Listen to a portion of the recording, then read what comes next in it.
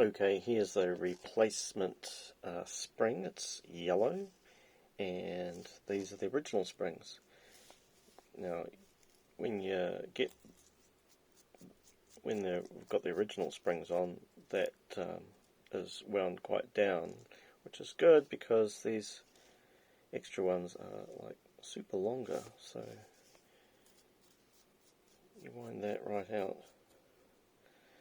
And then these ones don't actually fit on particularly well at the ends, so to get them fitting like we do here, you just have to open the ends up a little bit, and you do that by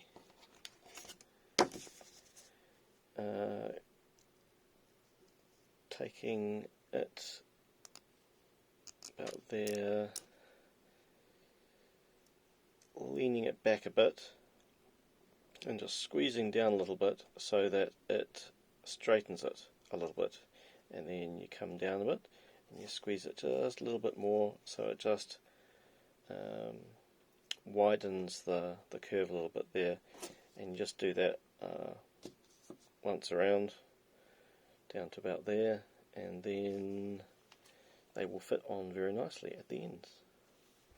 And they are super hard, so maybe the weakest spring. This is the middle spring, and then there's a red one, and maybe the weakest one would be best because it's still heaps firmer than the originals.